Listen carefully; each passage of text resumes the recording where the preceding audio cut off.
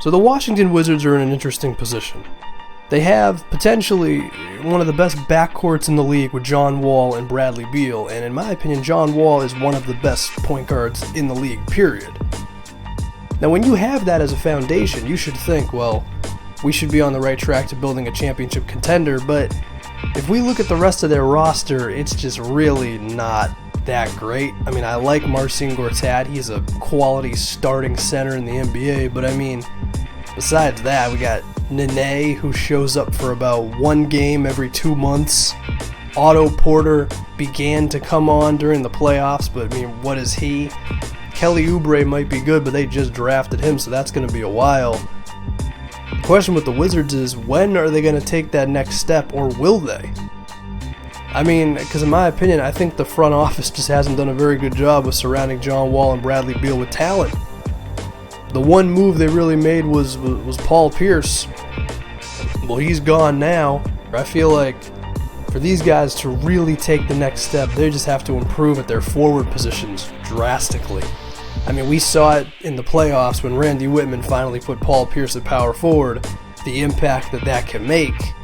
And I just feel like they need to really embrace the small ball style of the NBA. I mean, right now they got Nene and Chris Humphries.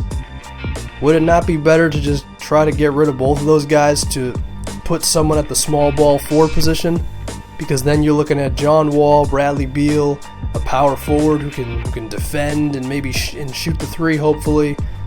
Gortat in the middle. I like that team better, but the Wizards, they're just in a weird spot right now. It's like, are they an old style team or are they a new style team? I feel like once the Wizards embrace that small ball lineup that worked for them in the playoffs, then I think they could be potentially a title contender somewhere down the line. But it's just frustrating because I really like John Wall, guys, and I think if you give him the pieces that he needs, he's really good, you know? And I think John Wall's a bit underrated, actually, just as a leader. He's got to improve the jumper, but I mean, I don't know. The Wizards are just frustrating for me because I really think they could be a great team with this backcourt, but I feel like they just gotta embrace the small ball life. Also, Randy Whitman, I mean, what Randy Whitman are we going to get? Are we going to get the idiot from last season, or are we going to get the guy who was pretty damn good in the playoffs? I don't know, it's a tough question. As far as the Wizards' expectations this season, I don't know, 4 or 5 seed, you know, really just a product of the Eastern Conference, and it's too bad because when you got John Wall and Bradley Beal, I think they should be more aggressive. Now, of course, if they get Kevin Durant in free agency, well, then there you go. But until that happens, which, I mean, that we don't know if that's going to happen, I feel like the Wizards need a bit of a culture change. It might come at the head coach position or whatever.